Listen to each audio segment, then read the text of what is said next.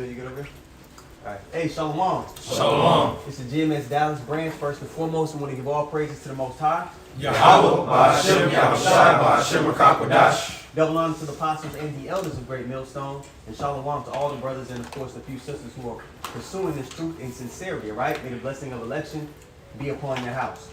Quick class. Today we're going to go into seeing with our spiritual eyes. You can't depend on your carnal ones for this spiritual test. So in the times to come, you know, a lot of Israelites don't realize what we're up against. There's no way we can get out of the situation that's about to roll out on our own strength. So when we talk about, you know, all the miraculous things that the Lord did in the scriptures, you got to be expecting those things in this time. If somebody get Jeremiah 3 where it says, you know, they're no more going to speak about Egypt real quick, because Jeremiah 16? 16. I got it. Okay, you got it? Yep. Go ahead. This is Jeremiah, the 16th chapter, in the 14th verse. Behold, therefore behold, the days come, saith Yahweh, Ba'ashem Yahushai, that it shall no more be said that Yahweh liveth, that brought up the children of Israel out of the land of Egypt. Mm-hmm. But Yahweh liveth, that brought up the children of Israel from the land of the north. Yeah, the north country, man. We're going to be, the bulk of Israel is going to be delivered from the Americas.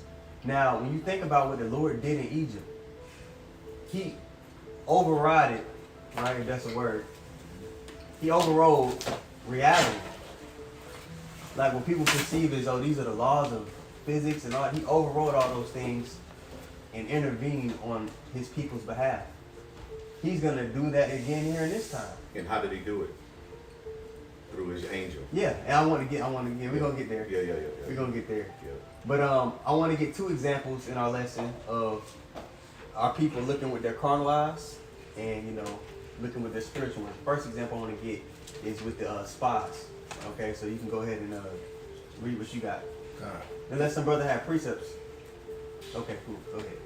This is Numbers chapter 13 and verse 26. And it reads, and they went and came to Moses and to Aaron and to all the congregation of the children of Israel unto the wilderness of Paran. Now the spies, Moses was sent out spies to go spy the land. All right? And you had some that came back with a wicked report. Scary. A false report, man. They were looking at things from a carnal perspective. Although the Lord already told them that He's promised them this place. Right. Okay, go ahead. Time. It reads, unto the wilderness of Paran to Kadesh, and brought back word unto them and unto all the congregation, and showed them the fruit of the land. Actually, somebody read this in the NLT. You can get to it quick. 13 and 13. 26? Yeah, 27. Okay. I think that's where it was at, yeah. Numbers 13 and 27 in the NLT, it says, this was their report to Moses. We entered the land you sent us to explore, and it is indeed a bountiful country, a land flowing with milk and honey. Here is the kind of fruit it produces. But the people living there are powerful, and their towns are large and fortified. We even saw giants there, the descendants of Anak. Good, so they were looking at it from a perspective as though some people on earth, anything in existence, could stand up to the Most High. And they were exaggerating. And They were exaggerating gassing. embellishment. Yo. They were gassing. Now, mind you, they saying this after the Lord took them out of Egypt. Right. After they seen all those, come on, man. The Lord took down a world power, and you was worried about these little tribes over here. Angels hovering over. Come on, man. So who else could this be besides the niggas that's just moving in doubt? They were looking with their carnal eyes. You had something? No, I said right there. Yeah. So continue on in that all the way down to 33. Go back to the King James? Or Yeah, you can go back to the King James. All right. So I'll read verse 27 again. It says, Numbers 13 and 27. And they told him and said, we came unto the land whither thou sentest us, and surely it floweth with milk and honey, and this is the fruit of it. Nevertheless, the people be strong that dwell in the land, and the cities are walled and very great. And moreover, we saw the children of Anak there. The Amalekites dwell in the land of the south, and the Hittites and the Jebusites and the Amorites dwell in the mountains. And the Canaanites dwell by the sea and by the coast of Jordan. And Caleb stilled the people. Caleb and Joshua, all right, he stilled the people. He had to counteract that BS that they were being told, because the people were, you know, They were being shaken.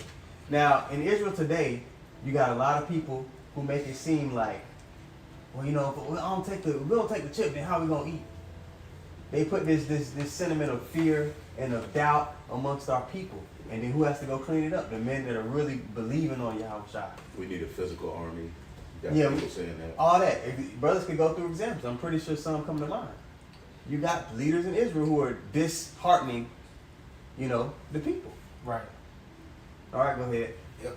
It says, and Caleb stilled the people before Moses and said, let us go up at once and possess it, for we are well able to overcome it.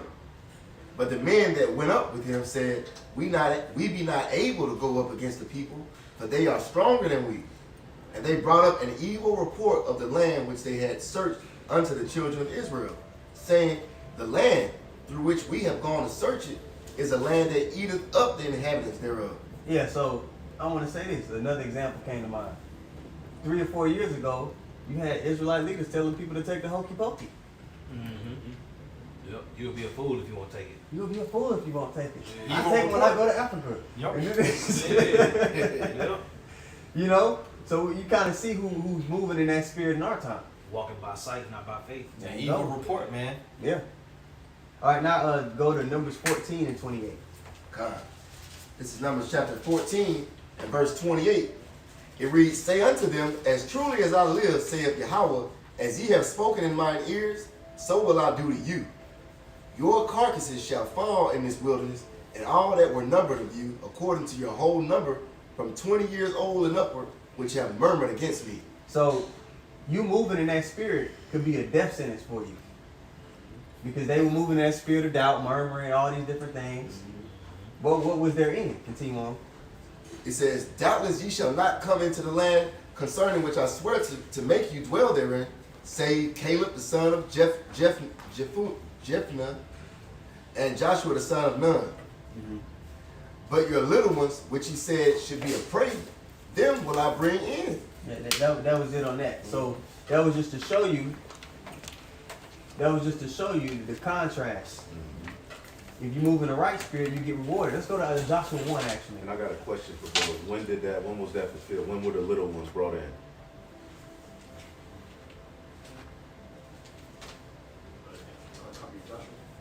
Deuteronomy. That was the second introduction of the covenant to that generation after the niggas put to death.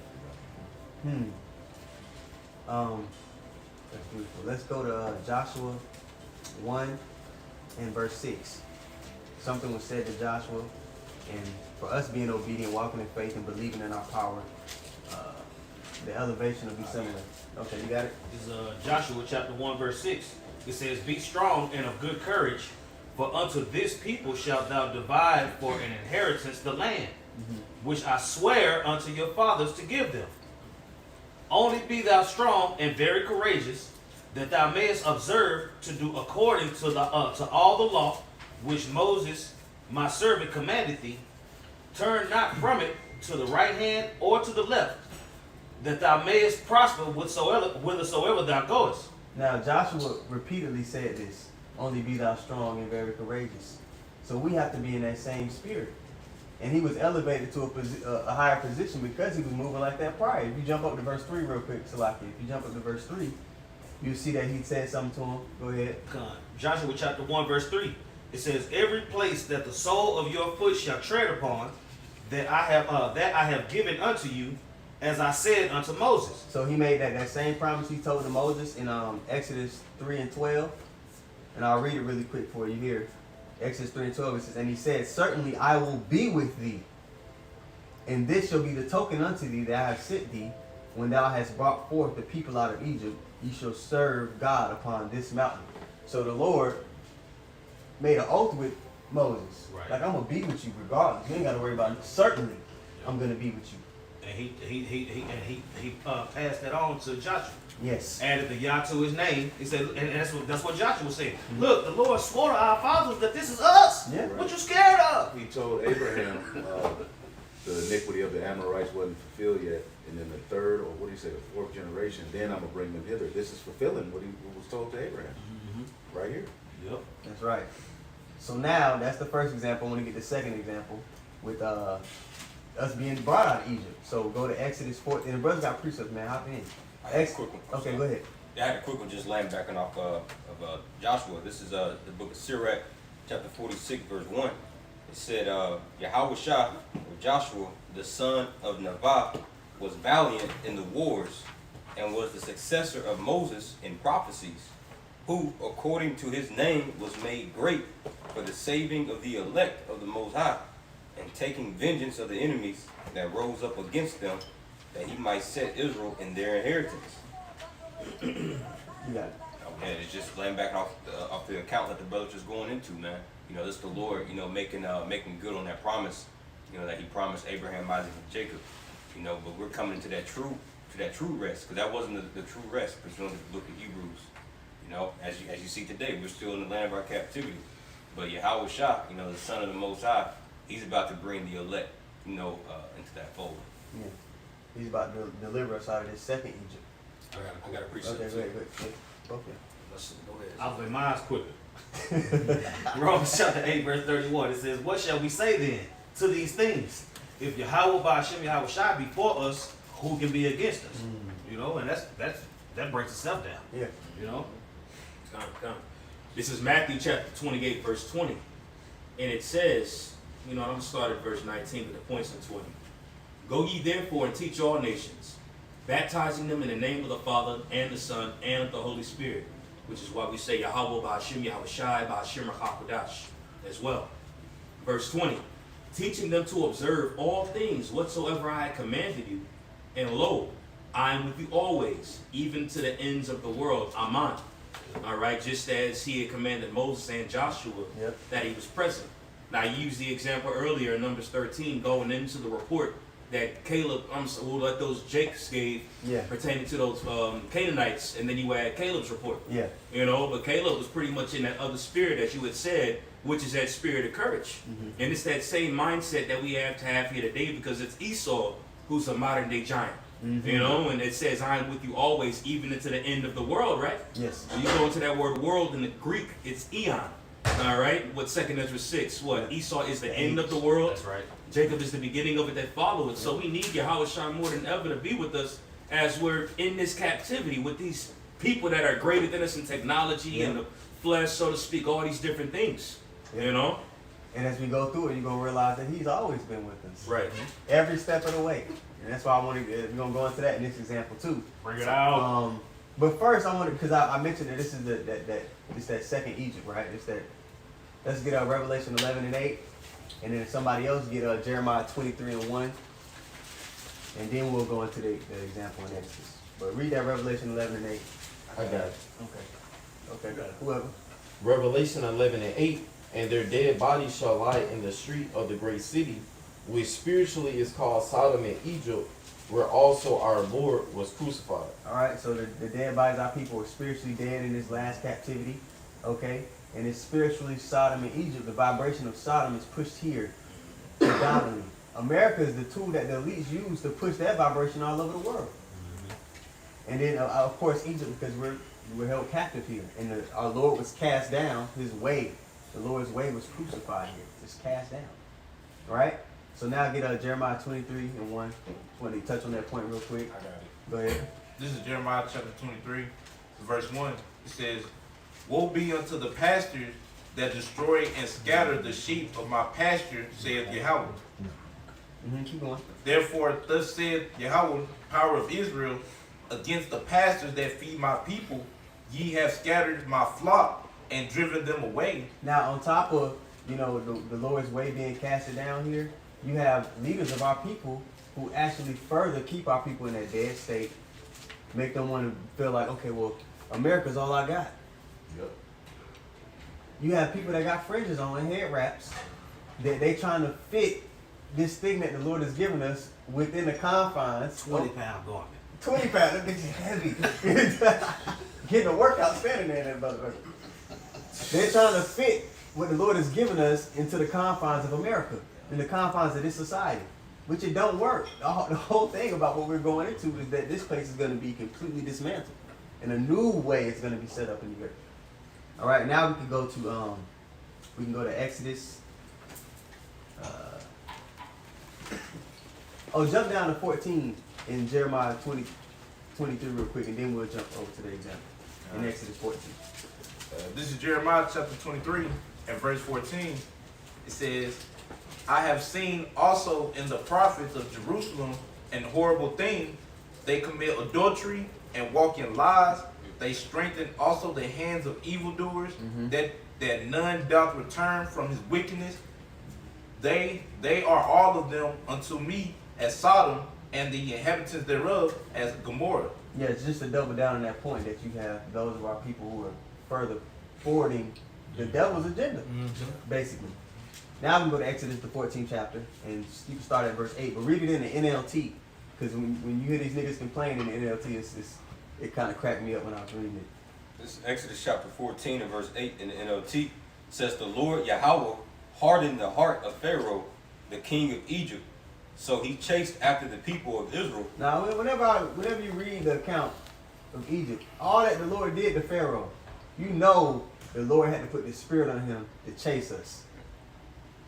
You seeing how great, like the Lord completely dismantled the world power. He's seen it up close. For him to get it in his head, I ain't gonna let these niggas go. Like you had a choice. You know what I mean? So even that, when we go through trials in our time, because Esau is the new Pharaoh, he's been built up to a level where he seems unsurmountable. Yep. Like with your own strength, how could you really come together and overcome this man? No way. There's no way. The Lord likes to do that. Oftentimes in movies where you have a hero, they build up the villain to where it seems like there's no way you can win this fight. The Lord's fattening up the villain to make him seem insurmountable, but that's if you're looking with the eyes on your face. Okay? But go ahead, brother. If I can add, that's why it says in Revelation 13th chapter concerning Esau's beast system, it says, who shall make war, with the beast? Exodus 14 and 8 in the NLT says, the Lord Yahweh hardened the heart of Pharaoh, the king of Egypt, so he chased after the people of Israel, who had left with fists raised in defiance. The Egyptians chased after them with all the... Hold up. You know that picture? You know that picture back in the Olympics? They on the little podium thing? Go ahead. Verse 9 in the NLT says, the Egyptians chased after them with all the forces in Pharaoh's army, all his horses and chariots, his charioteers, and his troops. Now Esau gonna come at us in our time in a similar way. It says he's gonna be like a madman sparing none. Yeah. So, man, we're getting ready to see something that's gonna seem impossible to get out of. Right. Often the time when the Lord delivers somebody get first. You know what I want? First Maccabees. Yeah. The Lord goes through all these examples of men that were put in situations that were impossible, unless He stepped in. We're gonna be put in an impossible situation. So don't be sitting here knowing the precepts and doing all that and not be building yourself up to actually act on it. We reading, we learning now, but we're gonna have to act on it and really believe what we talk about. Go ahead. Yo, this is First Maccabees 2 and 50. It says, therefore, my sons, be ye zealous for the law, and give your lives for the covenant of your fathers. You gotta be ready to do that. You enter this, you gotta count the cost. Us doing this is the reciprocation of the love that Yahweh showed us. Greater love hath no man than this, that a man lay down his life for his friends. Strive for the truth unto death, and the Lord will fight for you. Yeah, so you got to be willing. Not, majority of us gonna live, and that has to happen. Majority, because we got to see the destruction, like the prophecy said. The Lord didn't give us the spirit of fear. Yeah. So we got to be ready to go there to take it there. Because Esau ready to take it there. Best believe. Sirach 2. Yep. Where it's like, who have called on the Lord and was confounded. Yeah. You know what I'm saying? Either you believe it or you don't. There you go. Like I said, you gotta be ready for that possibility in your mind, because that's what Yahweh did. Yahweh, he laid down his life all the way. So you have to be ready for that possibility. Like I said, most of us are not gonna take it that far. Yeah. But you have to have in your mind, like, I could be that one, I could be that martyr. If it's gonna be that, it's gonna be that. You gotta be ready, because It talks about dying manfully. Yep, that's it. Let this mind be in you, which also in Yahweh. Yeah. So Yahweh took it there. Love not their lives to death. Yeah. Even Paul was like, I fought the good fight. I did all I could do in this body. Y'all do what y'all got to do. Yeah. But look, this word gonna keep going. Yeah. So all the disciples. All of them. We don't see the documentaries and the articles that go into how each one of them was taken out. Man. what happened to Stephen.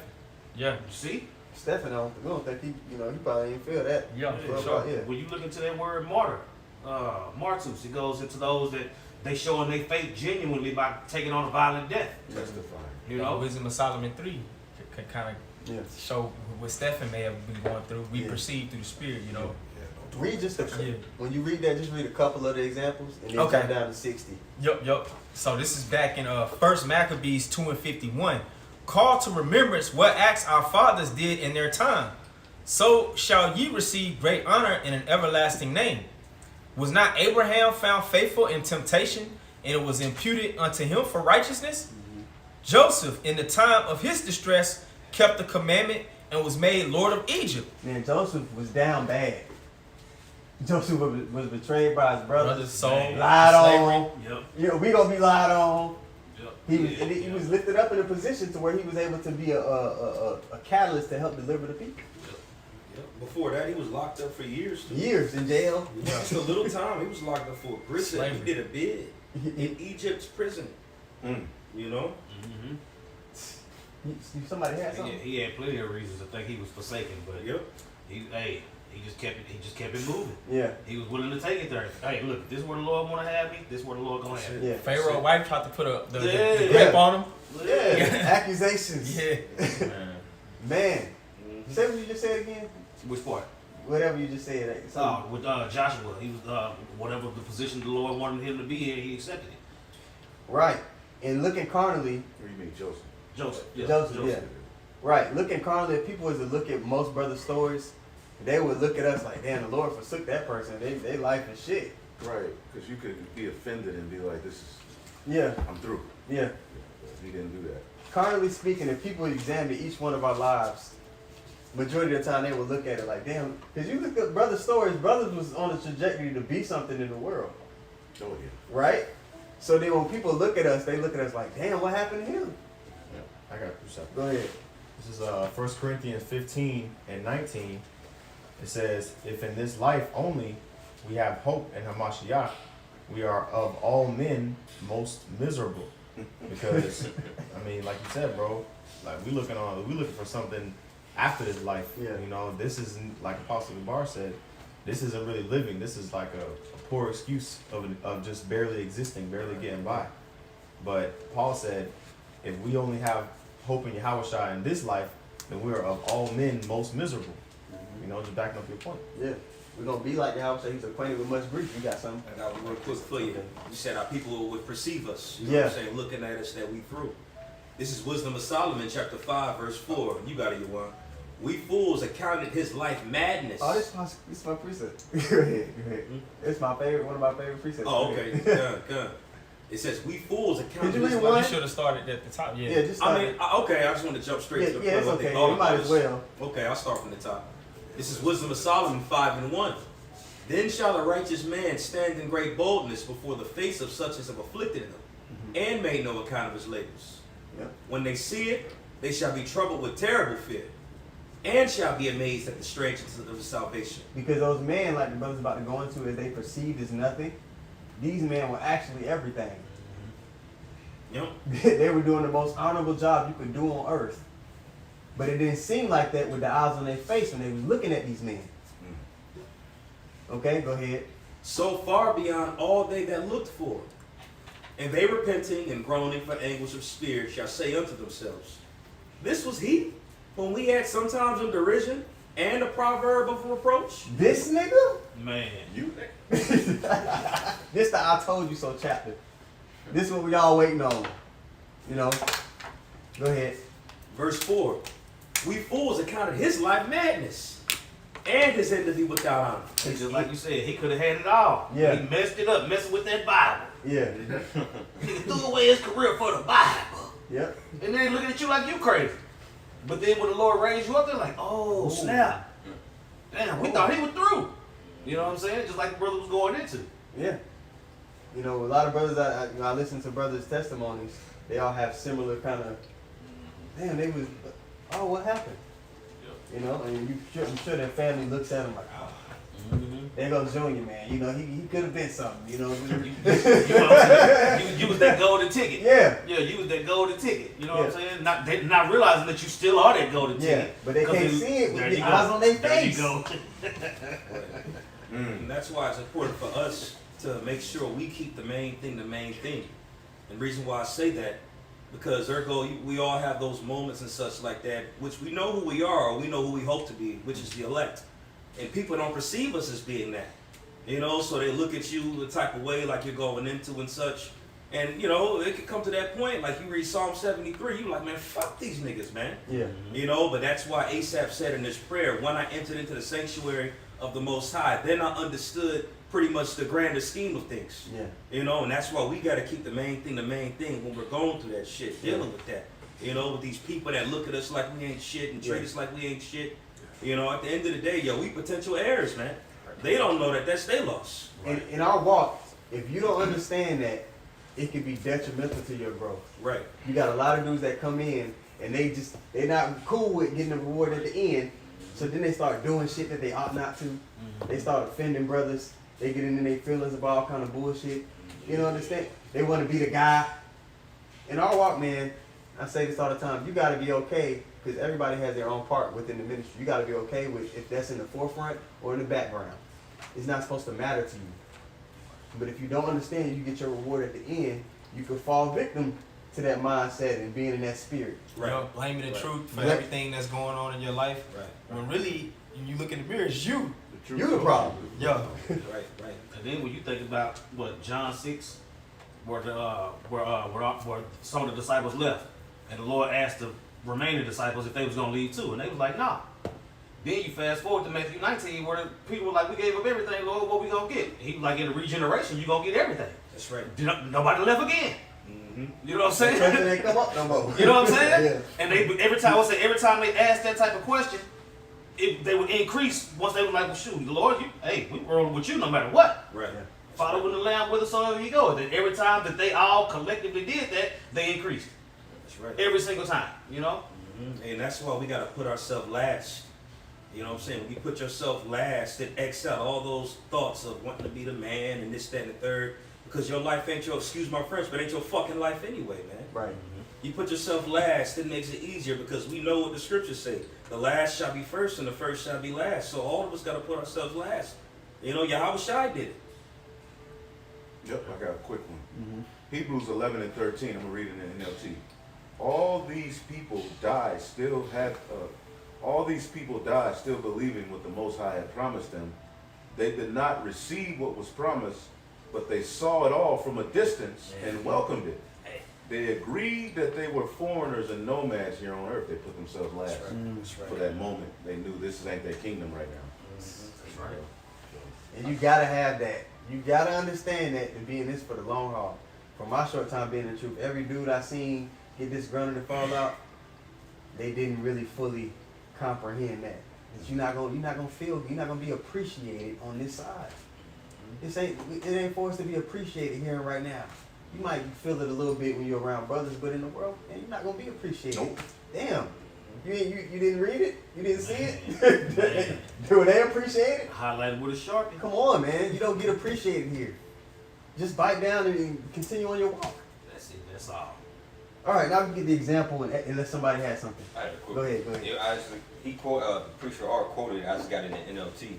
This is Mark chapter 10 and verse 31 in NLT. Yahweh says, but many who are the greatest now will be least important then. And those who seem least important now will be the greatest then. Just going back on y'all's point, man. You know, that's how the Lord works. He works with the underdogs. You know, was that Sirach, the 11th chapter. You know, for many that have many kings that sat upon the ground, but he that is least thought of shall wear the crown. This is 2nd Ezra 7 and 42. He answered me then and said, this present life is not the end where much glory doth abide. Therefore have I prayed for the weak. That's the one, yeah. Yeah. This is the glory don't. Yeah. Our glory ain't for now. They'll The glory is the receiving of the Holy Spirit, walking the straight gate, keeping the faith. But the glory of the actual reward, it ain't now. Delayed gratification. You have to look at what you've received as a reward. Yeah. The holy, the understanding, you know. Because you got an invitation to actually be a part of that. Everybody don't get an invitation. You got an opportunity to be one of the kings in the earth. Right? You got a chance to audition for kingship. That's a big deal. Yeah. Like You got, yeah. If I said the scripture said, Ephesians talk about our earnest expectation. Right. So that word earnest goes into what? A down payment. A down Yep. payment to what? The bigger reward. The future Not- glory. Yeah. So not everyone gets that little prepayment, man. Yeah. You know. So it's a heavy thing because you know there's more to come. Yeah. That's just a concept that you have to have in order to be in this for the long haul. Right. Anybody else got a precept? One more. Okay, yeah. Ephesians 4:30, and grieve not the Holy Spirit of the Most High, whereby ye are sealed unto the day of redemption. To the day of redemption, we get rewarded at the end. Appreciation don't happen here. And the lesson went off on a little tangent because this is an important topic. This is probably one of the most important topics for a brother need to hear when you come into the walk. If you don't get this, man, you're gonna be out there. You need to, this topic need to be on a regular. It need Yeah. to be one of those Reoccurring. snap you back to reality. Yeah. Because once you start looking with these eyeballs, you lose sight of that. Yes. You know. That's it. Because it all goes into being, because you went into being blind. Yep. You know what I'm saying? It takes you putting yourself out of the equation, what you think, on the back burner. You know what I'm saying? You're going off of that expectation, which is that hope. And this world molds you to be against that mindset. Especially here in Babylon, it's all about me. It's never about the group. Right. It's never about being a part of something bigger than yourself here. Everything that you learn from a kid up it steers you to be just about you, wanting to be appreciated, and what about me, and Yeah. Likes, thumbs. yeah. ups. In the ancient world, it was more so about the group, the family, and that's another reason why family is important. But we ain't gonna take it there. All right, let's get this example so we can wrap this up in Exodus, the 14th chapter. Read it in the NLT. Nothing off.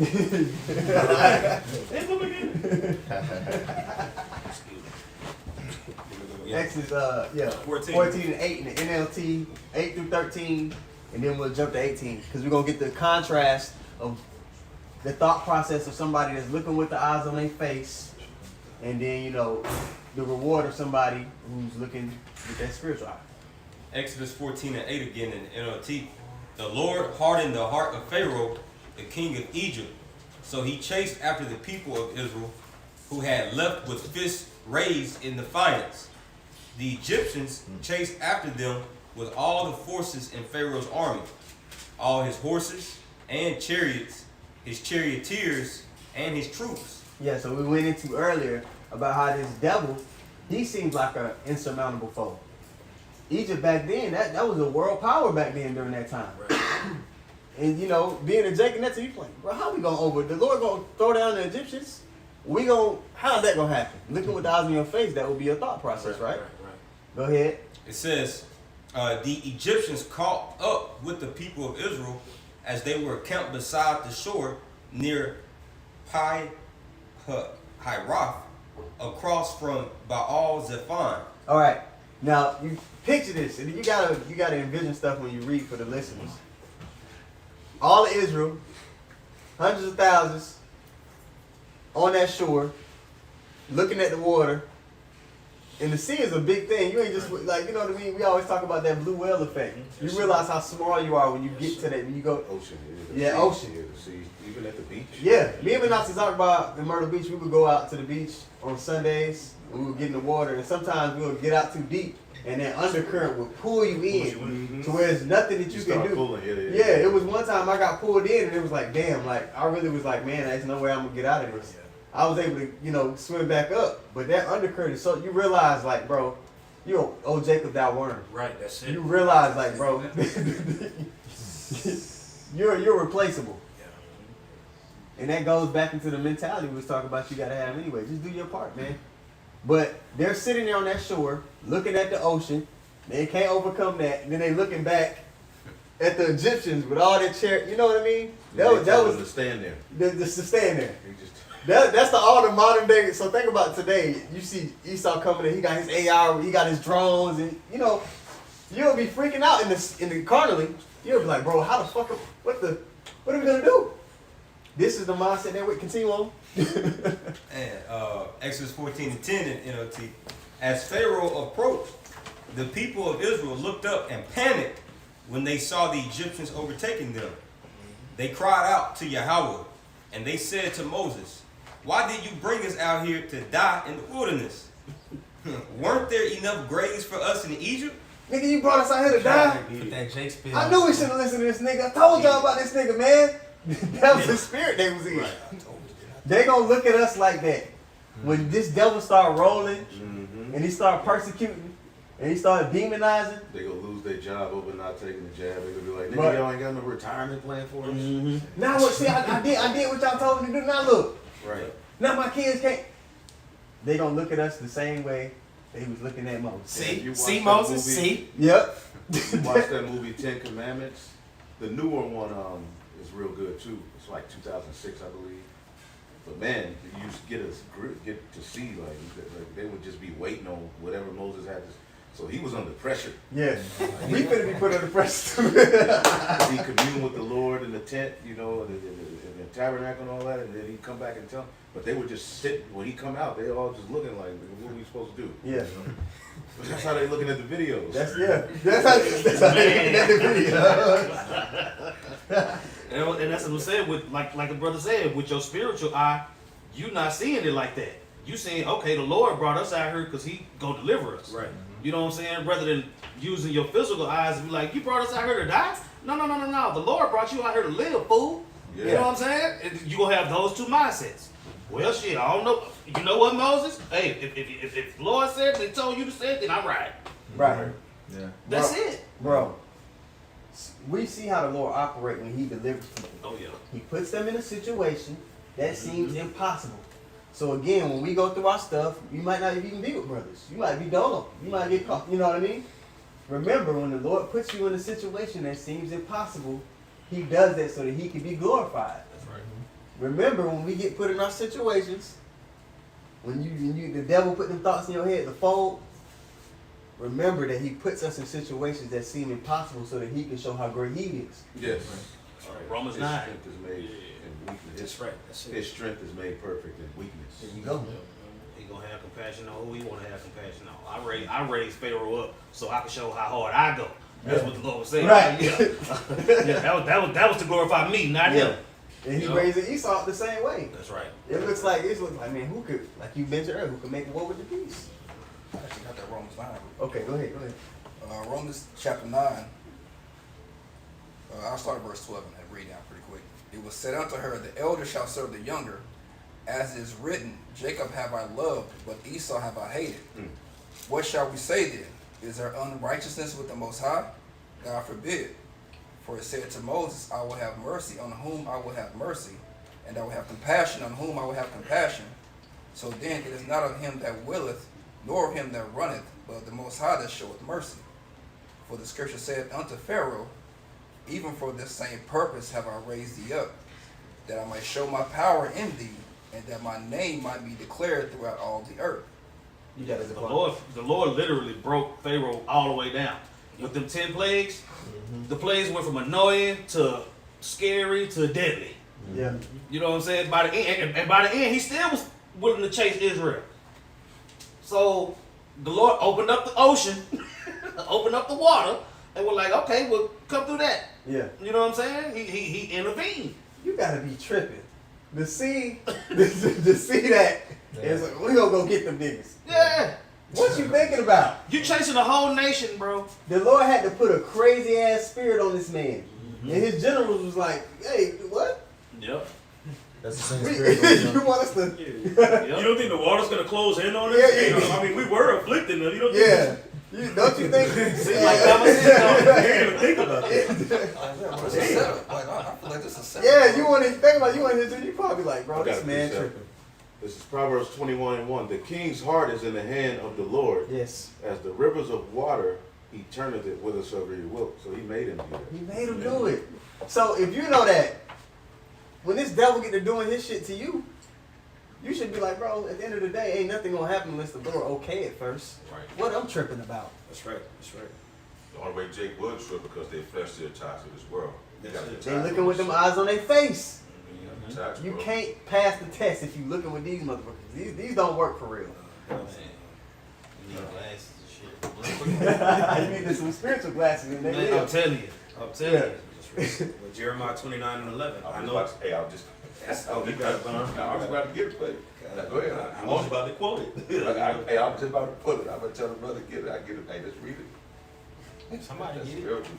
Somebody. Because it's saying that the Lord has a perfect ending. And if you go, that's crazy. The Lord has a perfect ending, right? So if you tied to this flesh, if you tied to this world, right?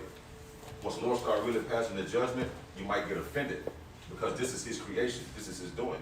This is Jeremiah 29:11. For I know the thoughts that I think toward you, said the Lord, thoughts of peace and not of evil, to give you an expected end. You got that. That's right, and you brought up the account in Exodus, the 14th chapter. You know what I'm saying? Now, when you read about this account, which we got, Moses had to give the Israelites that pep talk, like, which, watch the Lord work pretty much. Y'all over here murmuring, but watch what the Lord finna do. Right. You know, and I actually do got another precept to back that one up, because it goes right into it. Maccabee. But this is Isaiah chapter 42, verse 14, and I'm going to read down. It says, I have long time holding my peace. I have been still and refrained myself. Now will I cry like a travailing woman. I will destroy and devour at once. And as he devours, he's going to devour our enemies. That's why you had prophets that pretty much said, look, I've heard thy speech and was afraid. Woe was me in those days. But we got to remember that hope that was read in Jeremiah 29. When he's coming to devour, there's still a hope and an expectation that we have that we're not subdued with everybody else. You know, and that's from seeing from that second set of eyes, like you said, Yuan. Yeah. Now, verse 15 says, I will make waste mountains and hills. I will dry up all their herbs, and I will make the rivers islands, and I will dry up the pools. You know, exactly what the Lord did with Egypt, those 10 plagues. Yes. And he's going to do it in a more severe fashion to this wicked-ass kingdom. Okay, and this is the point right here in verse 16. I will bring the blind by a way that they knew not. I will lead them in paths that they have not known. I will make darkness light before them, and crooked things straight. These things will I do unto them and not forsake them. And that blind that he's talking about is us. Now, in that account in Exodus 14, Jake had the Gulf of Suez on one side, and then you had Pharaoh's armies on the next side, and you're right there in the middle. Yeah. Jake didn't know what was coming up next. You know, them was black as hell. Yeah. Yeah, right. Yeah, There was demons on them for them to be there to chase after them. So they was looking crazy. Yeah, yep, absolutely. Yeah, they didn't know the Red Sea was gonna get split in half, bro. Yeah. You know what I'm saying? They didn't know that that event was gonna take place, but they had to keep that expectation and that hope, because this is the power of the God that we serve. You know? You gotta have faith to get to the miracle. The That's miracle, right. you gotta, the spiritual power ain't coming to you if you don't believe. Hell no. I got one. That's the second Maccabees 15 and 6.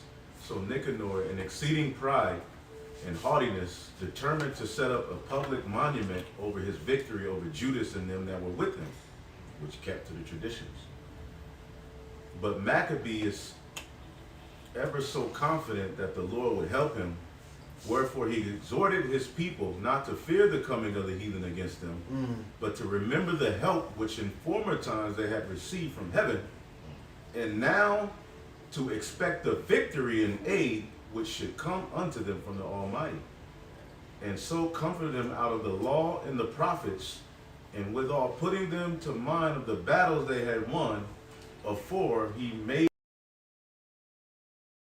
stirred up their mind, and he gave them their charge, showing them the falsehood of the heathen and the breach of oaths. And he armed every one of them, not so much with the defense of shields and spears, but as with comfortable and good words. And besides that, he told them a dream worthy to be believed. So he was going in. Yeah. He went to the law and the prophets. Yeah. It looked like he made up a dream, like to just get their mind. You know, he was a leader of warriors. Yeah. So they in a war. These niggas coming. So he just going into he went to the exit. He going into what we going to? He went into what that. we doing. Yeah. Say help from heaven. Yeah. He had to tell you, said, y'all niggas tripping. Yeah. What y'all worried about? Y'all don't remember what our power has done for us time and time again? Help from heaven. Then I had a dream, just made something up on the fly. Look, it said, and he told them a dream worthy to be believed, as if it had been so indeed, which did not little rejoice them. So he just He was on fire. he was in the desperation mode right there because they was looking at the coming of the heathen. So they were like, shit. So he went to the law of the prophets, and after that, he just made up a dream. Yeah, to give that halftime speech. Yeah. You can't, like, bro, I've seen teams that you seen, and brothers that play sports, you seen teams that you know on paper you probably shouldn't beat these niggas. Yeah. But if you go into teams that go into a game with a particular mindset, you'll see them beat people they're not really supposed to beat. Yeah. He had to tell, hey, Yeah. he had to give them that halftime speech. Yeah. Because just looking at us as a people, we the last team, we the last We place. through. Ain't no way we supposed to beat, pick a team. Hey, the dude that just beat up Wilder. Bro, Ain't no way. we got on Converse. We got like, ain't no they way we ain't up supposed to to be the speed. #1 seed. The Pistons. You know what I'm saying? We the Pistons. No sponsors. You know what I mean? Yeah, we in that beer beer spirit. There's no way we supposed to win, but the Lord gonna come through for us Playing the Nuggets. to show His power. This is Judith chapter 9, verse 11. For thy power standeth not in multitudes, nor thy might in strong men. For thou art a God of the afflicted, and helper of the oppressed, an upholder of the weak, a protector of the forlorn, a savior of them that are without hope. And that's us. We the team in last place. Wait, what's that? Bad News Bears. We that team in last place, but the Lord gonna put us at the top. People gonna be like, ain't no way they got to that position unless the Lord did it. That's right. That's right. That's what the nations realized after we were taken out of Egypt. They was like, yo, the Lord delivered them. That's a right. That got all the way to Rahab. Right. She was like, I heard what your power did for you. Right. Yeah. That's what happened on the biggest scale in our time. Absolutely. It was the last nation to be established and everything. We was smaller than everybody, you know. And then rose to that type of height, man. That was all through the power of the Most High. Like you said, the last nation to be established. Like when we bringing this truth out, Moses received the Torah after all of those great kingdoms. You know what I'm saying? So the people are like, nigga, y'all stealing from this. Yeah. You know what I'm saying? But you know, it's all through the spirit. Yeah. So people looking at us like, ah, nigga. Ain't worry about these niggas. Yeah. That's how they look at us. They ain't got no building. Y'all ain't got a church. Y'all ain't got a church.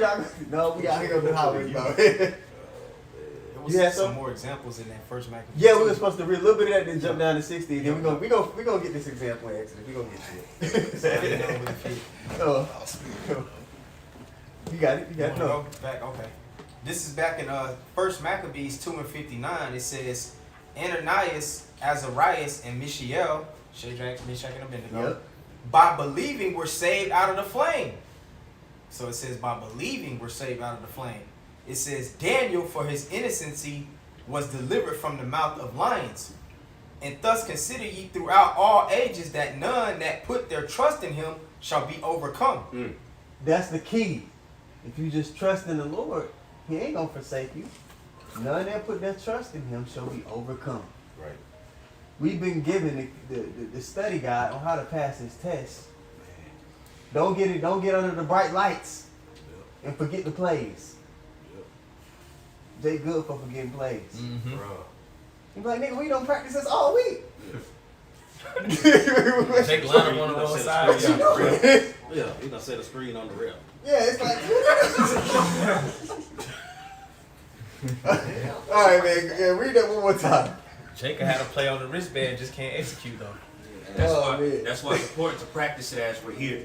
There you When go. those opportunities present themselves, that's when you exercise it and practice it. That way you'll be fully inept to trust in the Lord more when that time comes because you're applying it right now. Yeah. Elder Gabar always says repetition is the father of skill. That's right.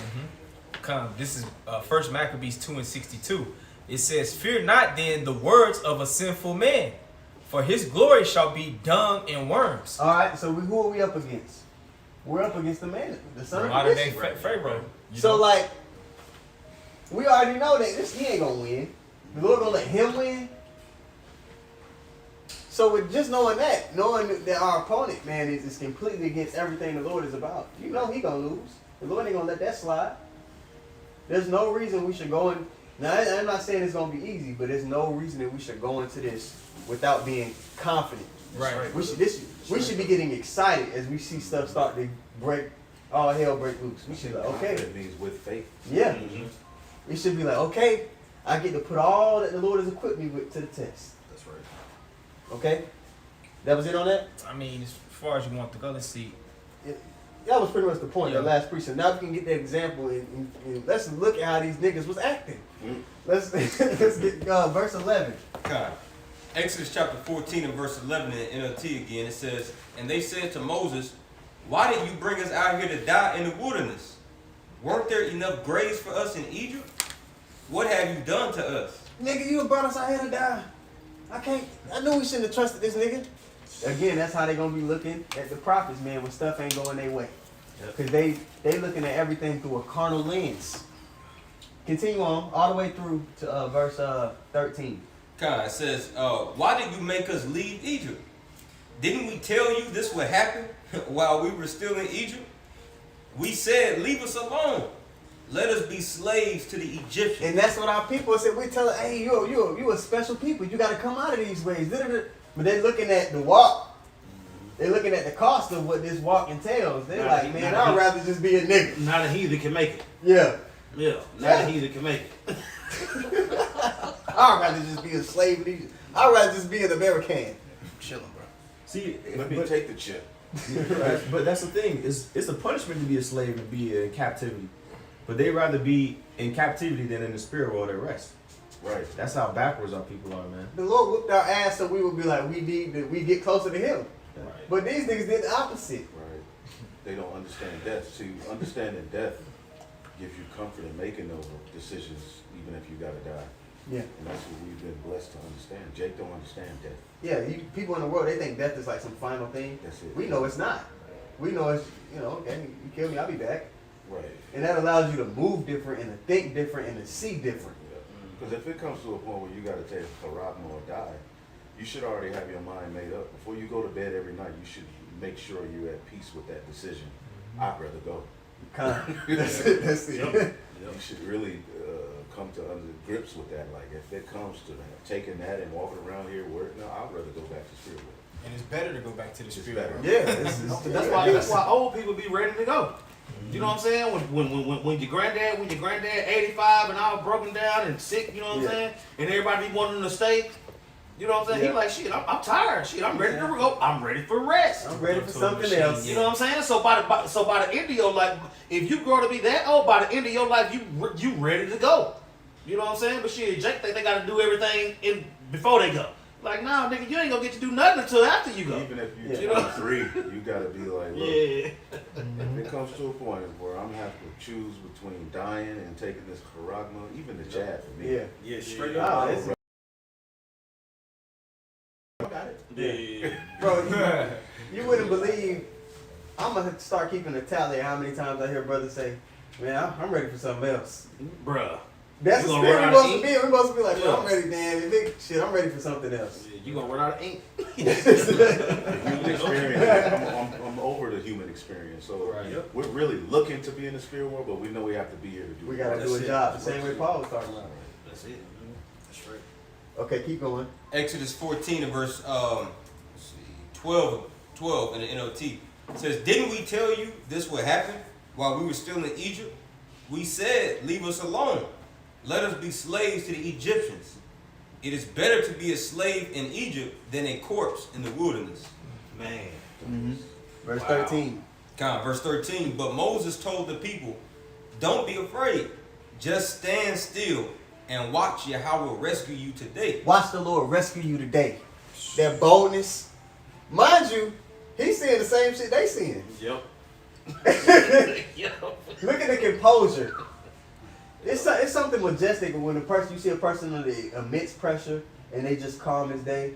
Yep. It's actually contagious. Yep. When I was playing ball, I had two different coaches. So my first coach, he was a Hall of Fame kind of coach. We would be put in situations, and he would just have this cool and collectedness about him. So even when we look like, damn, how you gonna beat these niggas? They got 3 draft picks. Yep. But he had this calmness, like, no, we good, just do this. And it was contagious. It was like, it would rub off on everybody.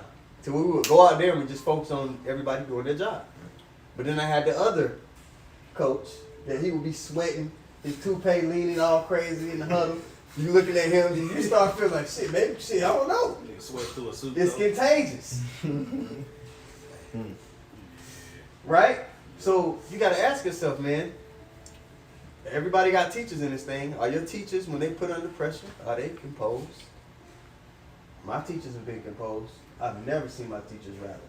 I've never seen the men that the Lord set up for me to learn from rattle about anything. I've seen leaders of other congregations get rattled, backtrack on the things they say. I'm talking about their congregation got to revise their notes every week, it seems. Man. It should be easy at this point in time in our walk for you to see who the Lord is dealing with and who he's not. But again, you know, everybody's playing their part in the Lord's movie. Jump down to verse 18, unless somebody had precepts. I'll wait. Okay. I got something real quick. Just back up what it said. Psalms 46:10. Be still and know that I am the Most High, Yahweh Shem Yahushua. I will be exalted among the heathen. I will be exalted in the earth. So it's pretty much plain. You know, like Moses said, be still and watch the Most High deliver us. Yeah, he said it right there to King David, the same thing, man. Just be still, chill, I got this. You know? You got it, bro. Exodus 14:13. But Moses, in the NLT, it says, but Moses told the people, don't be afraid. Just stand still and watch Yahweh rescue you today. The Egyptians you see today will never be seen again. And Esau, you never gonna see him in this sitting on the throne. He's gonna be in the dust, like it talks about in Isaiah 47. It's the last time we gotta look at this nigga over us. Right. Yeah. He shall fly away like as a dream, like Job says. Yes. The next time we see him after this, he gonna be the lowest of the low. And then he gonna get put out. Alright, jump down to verse 18. Con. You mind if I read verse 14? Go ahead. Verse 14, it says, Yahweh himself will fight for you. Just stay calm. Yeah, I wanted to hold off on that point because we're going to talk about the arm and all that. But you know, it's all good. Verse 18, verse 18, yeah. Okay, Con, verse 18. It says, Exodus 14:18 in NLT, when my glory is displayed through them, all Egypt will see my glory and know that I'm Yahweh. Then the angel of the Most High, who had been leading the people of Israel, moved The angel of the Most High who had been leading the people. Who is that angel? You know what I'm saying? Jake don't see that. Jake don't see that. They skip right over that. You know what I'm saying? And focus on the complaining. Like you said, bro, the Lord opened the water up. And then it came back with a false report, spying out the land.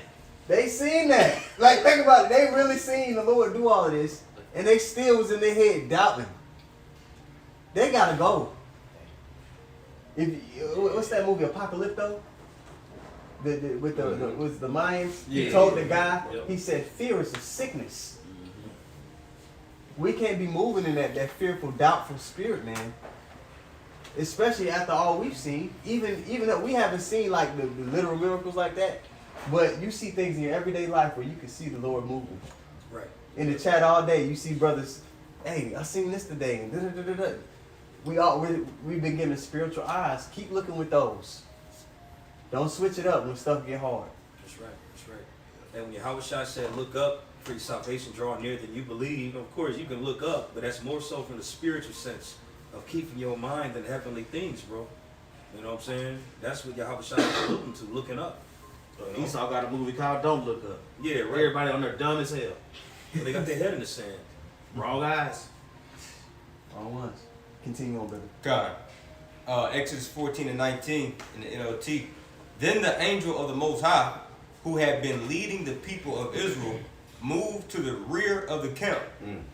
The pillar of cloud also moved from the front and stood beside them. The cloud settled between the Egyptian and Israelite camps. So you got the Israelites, they looking at the water, the Egyptians behind them. Their chariot went from being in front and went behind them. So now it's between our people and the Egyptians coming, though they black asses that you was talking about. All right, go ahead. Okay. It says, verse 19, then the angel of the Most High, who had been leading the people of Israel, moved to the rear of the camp. The pillar of cloud also moved from the front and stood behind them. The cloud settled between the Egyptian and Israelite camps. As darkness fell, the cloud turned to fire, lighting up the night. But the Egyptians and Israelites did not approach each other all night. So there's a period of time passing. There's darkness, so the Egyptians, they're like, damn, it's so dark. But the Israelites can see. We're gonna be able to see in the midst of our situation here to come. That's happening now. It's happening now. We're able to see through all the BS, all the sleight of hand this devil's pushing, everything. We've been equipped to actually see through it. We're in gross darkness with ourselves to see still though. Yeah. Go ahead. I got a quick one if you want. Go ahead. Isaiah 9 and 2. The people that walked in darkness have seen a great light. They that dwell in the land of the shadow of death, upon them have the light shine. You got it. God, yeah, that's your Howard shot, man. You know, displayed through the form of this truth, man. You know, here we're in the darkest, you know, season that the earth has ever seen. You know, with Esau, you know, in rulership. You know, but yet the Lord has, you know, given us that light, man. Right. So Exodus chapter 14 and verse 21 in the NLT. Then Moses raised his hand over the sea, and the Lord Yahweh opened up a path through the water with a strong east wind. The wind blew all that night, turning the seabed into dry land. So the people of Israel walked through the middle of the sea on dry ground. Everybody made it through there. He opened it up so everybody can get through, and then closed it. Yeah. He gave them all the time they needed so that they could get through. You know what I'm saying? And with it being so many people, the Gulf of Suez make the most sense. Mm-hmm. You know what I'm saying? Yep, yep. It make the most sense for that many people to go through that water. You know what I'm saying? The Lord know what He's doing, man. Yeah. And that's what Moses was saying. Moses was like, bro, you can talk all that bullshit you want to. Watch the Lord save you today. Right. That's right, brother. You know? Dry ground. Because You know what I'm saying? There's a movie called The Exodus. This maybe like 10 years old. Yeah, with But they Chris tried to Bell. make it seem like the water didn't actually split. They made it in the movie to where it just subsided. Oh, no. And then a wave came. No, it literally split. You The said it Lord was a wall of defied water. Yep. physics. Yep. Okay? He defied the natural course of things Right, for His people. He's going to defy the natural course of things for us. That's it. That was pretty much the point of that example. Because, we hit the hour mark. I want to draw that parallel of America's destruction. You can go to Revelation 11 and 13. And I also want to get in 2nd Ezra 13, where it says Yahweh shall neither lifted up hand nor sword. Oh, yes. Just to show the effortlessness and how, our power delivers us. It's not something that's difficult for Him to do. Right. There's no chance of us losing. Okay? I got a quick one for you. This is Jeremiah 32 and 27. He says, behold, I am Yahweh, the God or power of all flesh. Is there anything too hard for me? Yeah. So the Lord is asking us a question, you know? Yeah. Is it? Everything's easy work. Right. It's nothing to Him. The sun is up there. The moon sun up is. there. Why are you even why is there an inkling of a thought that He might not do it? Ain't nothing holding the earth up. That don't even make sense. It don't make sense. If you really believe what we're reading, that's like, what are you doing? You should be moving in great boldness. Right? Yeah. Revelation 11:13. Right. Okay, go ahead. Yeah, go ahead. In the regular version, Yeah, King James. Revelation 11 and 13, it says, in the same hour there was a great earthquake, and the 10th part of the city fell. So you got the 10 zip codes of the 10 FEMA regions of zones, America. yep. This place is going to be completely destroyed, the same way Egypt was completely destroyed in fullness. Okay, go ahead. It says, in the 10th part of the city fell, and in the earthquake were slain of men 7,000, and the remnant were affrighted. So the victory for us over this place is already written, and it's going to be done in an effortless fashion. Now we can go and get that 2nd Ezra 13, wherever it's at, whoever got it.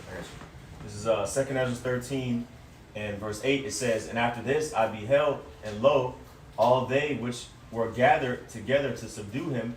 All right, because that great gathering, when you go to Joel the 3rd chapter, the Lord talks about gathering the nations of the valley of Jehoshaphat, Yehoshaphat. Okay? And those going to be all the world powers there. Yeah. With their technology, with their stuff they've been holding back, trying to keep on the hush. Yep. And the Lord's going to do what to it? Go ahead. Yep, it says, all they which were gathered together to subdue him were sore afraid, and yet durst fight. Even though they were so afraid, when you're so afraid, it's like, I don't know if anybody ever been in a situation where you thought you was about to die. It's like a fear that come over you, like, oh shit, where you almost kind of stuck. You freeze You up. can't yeah. move. You just like, oh shit. And gun get pulled on you, you like, oh shit. Temporary paralysis. Yeah, it's like a temporary paralysis. That's the fear that came over them. But the Lord gonna put the spirit on them to fight anyway. Yep. Go ahead. 2 Ezra 13:9 it says, and lo, as he saw the violence of the multitude that came, he neither lifted up his hand nor held sword. Now, why was it written like that? Read it again. Right. 2 Ezra 13:9. And lo, as he saw the violence of the multitude that came, he neither lifted up his hand nor held sword, nor any instrument of war. But only I saw that he sent out of his mouth, as it had been, a blast of fire, and out of his lips a flaming breath, and out of his tongue he cast out sparks and tempests. Yeah, that concentrated fire out of the chariot. He didn't, it wasn't nothing that he needed to physically exert himself to do it. It's written that way to show you, like, man, it was nothing to him. Yeah, yeah.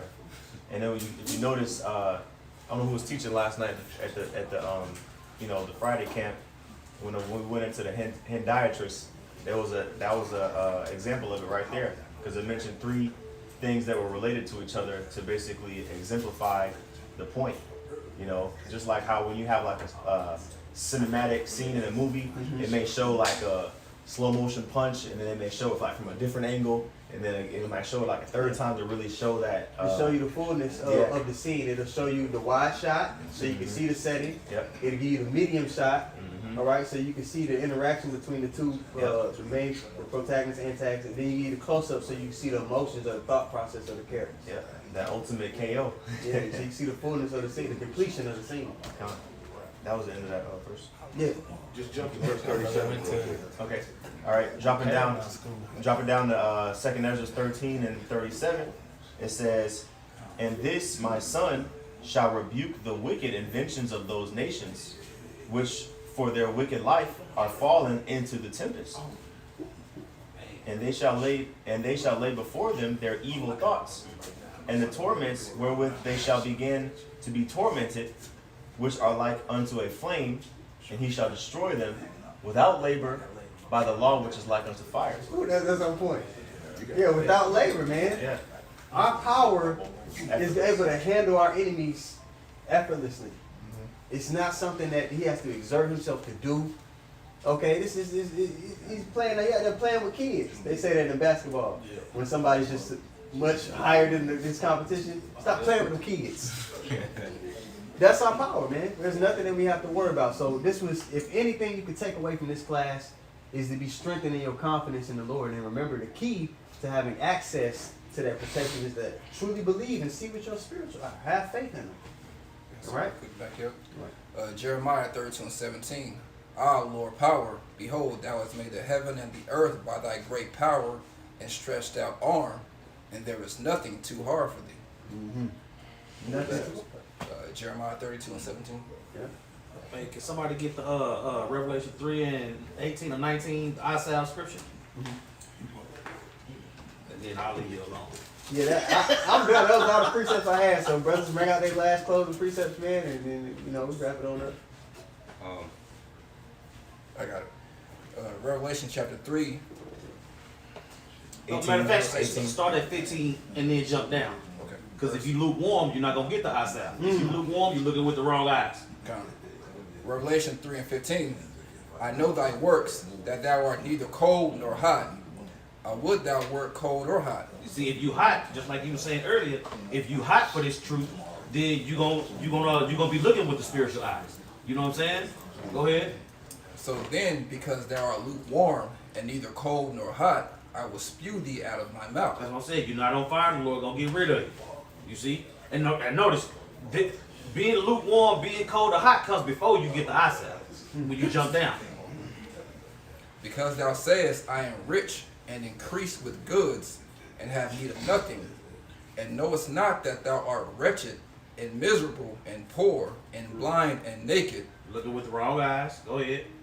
I counsel thee to buy me of gold tried in the fire, that thou mayest be rich. That's what I'm saying. Those that's tried in the fire, those are the ones that was hot, not lukewarm. You see? The Lord said, if you keep my ways, I'm going to keep you in the day of temptation.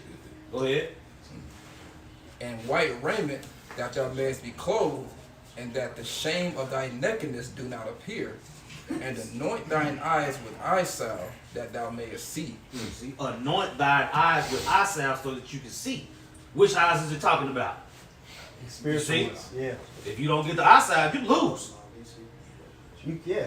So, Alvarez is out. The lesson was edifying. Anybody got any closing precepts? All right. With that being said, I want to give all praises once more to Yahweh, Ba'Hashem, Yahushai, Ba'Hashem, Rakakadash. I want to give double honor to the apostles and elders, a great millstone. Shalom to all the brothers and, of course, a few sisters pursuing this truth with sincerity. May the blessing of election be upon your house. Shalom. Shalom.